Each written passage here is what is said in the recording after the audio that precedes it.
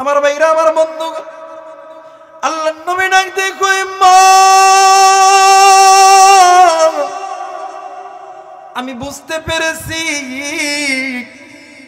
তোমার সন্তান তোমারে কষ্ট দিছে। এই কষ্টর কারণে আমার আল্লাহ তোমার সন্তানকে জাহান্নামে দিবে। মাগো, দুনিয়ার আগুন মানুষের আঙ্গুলে লাগলে আঙ্গুল পুড়িয়া দেয়, কিন্তু মা আপনি জানেন না জাহান্নামের আগুন এত ভয়ঙ্কর আগুন যে আগুনটা হাতে লাগলে কলিজা পর্যন্ত জ্বলে যায়।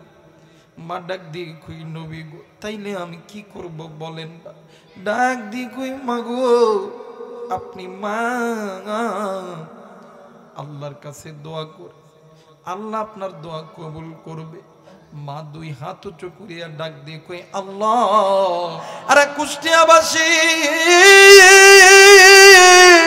আরে কুকসার মায়েরা, আরে যুবক বন্ধু, মোবাইল থাকলে রেকর্ড করে নাও, খাতা কলম থাকলে লিখে নাও। আমি আবু রাইহান বইলা গেলাম, তুমি তোমার মায়ের খেদমত করো, ওই মা বাবার কাছে দোয়া নাও। আমি আবু রাইহান বইলা গেলাম, হয়তোবা এই দুনিয়া থেকে তুমিও মারা যাইতে পারো, আমি আগে মারা যাইতে পারি। যদি মারা না যায়, একদিন ফোন দিয়ে বলবা, হুজুর এই কাজটা হয় না, তোর জুতা আর আমার মাথা। ভাই গো, কিন্তু ওই মায়ের খেদমত করবে, আল্লাহ তোরে সব কিছু বানায় দিবে। তুই আর্মি হবি না, পুলিশ হবি না, বিডিআর হবে, তুই এমপি হবি না, মন্ত্রী হবে, কিন্তু ওই মা বাপরে কষ্ট দিস না।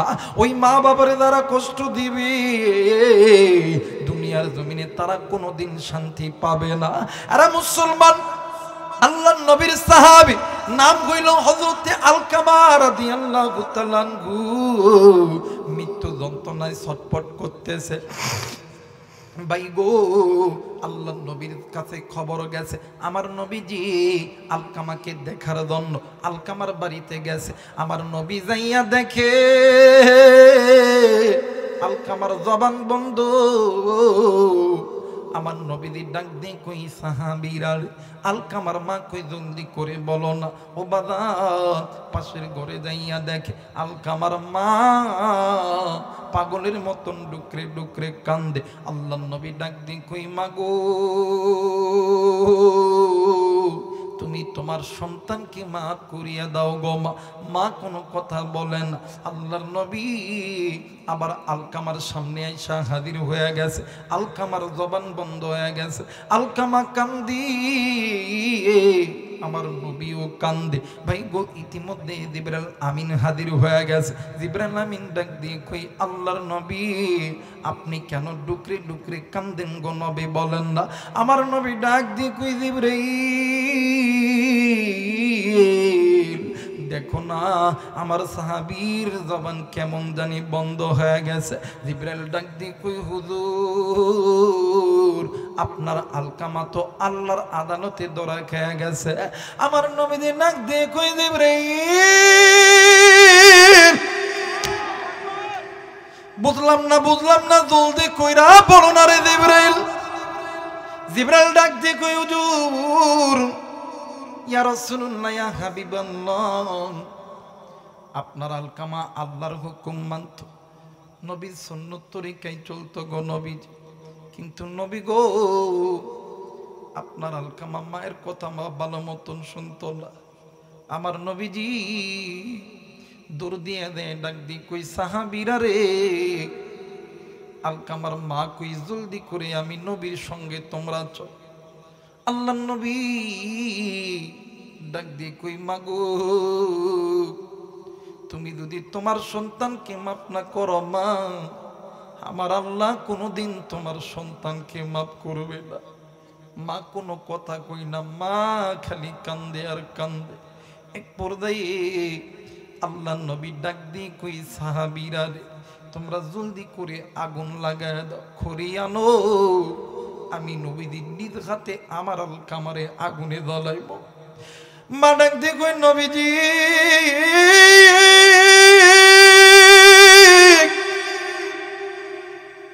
আলকামায় আমার সন্তান, আপনি কেন আমার সন্তানকে আপনি দুনিয়ার আগুনে জ্বালাইবে, আমি মা কি সহ্য করতে পারি? ডাক দিয়ে কই মাগো, আপনি মা যেমন সহ্য করতে পারেন না, আপনার সন্তানকে আমি আগুনে জ্বালাই। ও মা, আমি নবী জিন্দা থাকতে চাই না, আমার উম্মত জাহান্নামে যাকে, এটা আমি নবীও চাই না। এর বন্ধু ডাক দি কই মাগো, আপনি যেহেতু সন্তানকে আগুনে নিক্ষেপ করতে চান না, কিন্তু আপনি মা কেন কষ্ট পাইতেছেন গো মা, বলেন না? আপনি কেন সন্তানের উপর রাগ করে আছেন গো মা? এই ময়দানে অনেক বাবা আছেন, অনেক মা আছি, আমি মা এবং বাবাদেরকে হাত জোর করে বলবো, জীবনে কোনোদিন নিজের সন্তানকে আপনি ভুলেও বদদোয়া করবেন না। কারণ আপনি জানেন না, আপনি মা আর জবান এত দামি জবান, সন্তানকে যদি বলিও একটা কথা বলেন, ওই কথাটাই আমার আল্লাহ কবুল করবে, কোনোদিন আমার আল্লাহ ফেরত দিবে না। এরা মুসলমান, আল্লাহর নবী ডাক দি কই মাগো, তাইলে বলেন আপনি কেন আপনার সন্তানের উপর রাগ করে আছেন গো মা? ডাক দি কই নবীজি, আমি মা কেনই বা রাগ করব না? হুজুর গো, যেই দিন থাইকা এই আলকামা আমার পেটের ভিতরে, হুজুর ওই দিন থাইকা আমি মা তো ভালো মতন খাইতে পারি না, আমি মা ভালো মতন উঠতে পারি না, বসতে পারি না, ঘুমাইতে পারি না। শুধু তাই নয় গো নবীজি,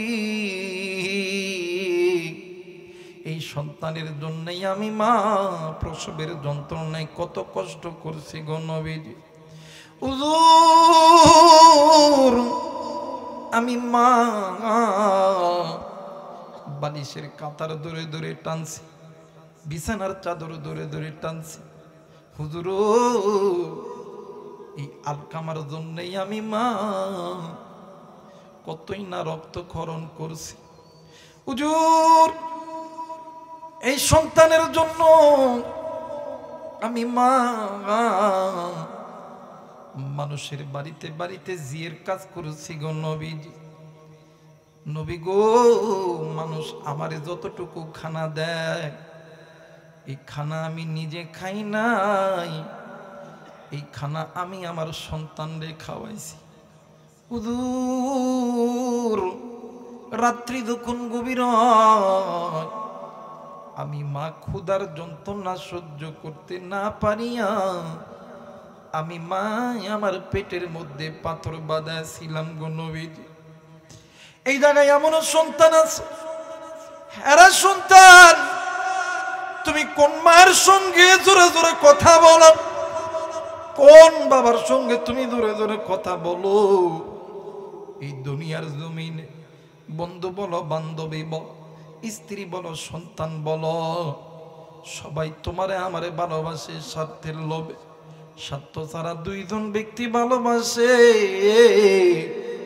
একজন হইল মা আর একজন হইল বাবা। আমার ভাইরা, আমার বন্ধু, আল্লাহর নবী ডাক দেখো মা, আমি বুঝতে পেরেছি তোমার সন্তান তোমারে কষ্ট দিছে, এই কষ্টর কারণে আমার আল্লাহ তোমার সন্তানকে জাহান্নামে দিবে। মাগো,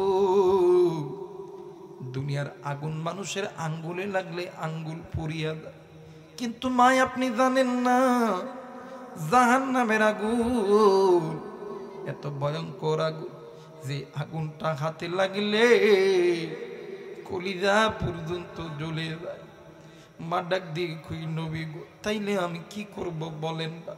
ডাক দিয়ে কই মাগো, আপনি মা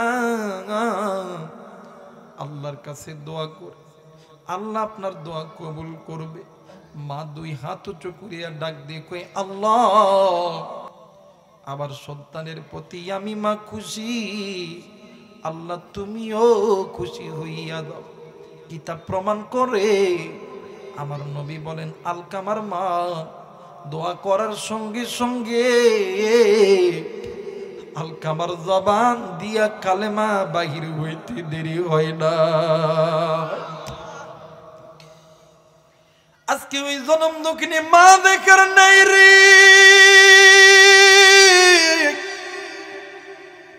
বাপ দেখার নাই রে। যুবক কে গো তুমি এতিম হইয়াছো। একদিন তুমি আমি ছোট্ট ছিলাম,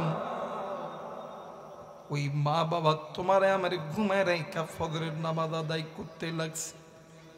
ইতিমধ্যে তুমি আর আমি নামাজ ওয়া ওয়া করে কাঁদছি। মা জননী ওই দিন ফজর পড়ে নাই। এমনও দিন গেছে বাবাও পড়ে নাই। এমন করতে করতে কত তো নামাজ কাদা হইয়া গেছে। আরে বন্ধু, উম্মতের আলেমরা এই জায়গায় আছে, জিজ্ঞাসা করে দেখবে এক ওয়াক্ত নামাজ কাদা করলে 80 হুব্বা জাহান্নামে জ্বলতে হবে। এমনও মা আছে সন্তানের প্রস্রাব পায়খানা গায়ে লাগার কারণে নামাজ আদায় করতে পারে না। এমন বাবাই আছি সন্তানের জন্য রিক্সা চালায়, ভ্যান চালায়, চাকরি করে, মাস্টারি করে, ডাক্তারি করতে দেয়, নামাজ আদায় করতে পারে না।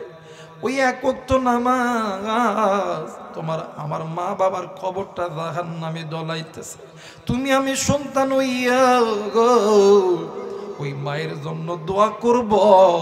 আবার বলেন কে কে রাজি আছেন? দুই হাত উঁচু করিয়া আমার আল্লাহরে দেখান। নারায়ে তাকবীর।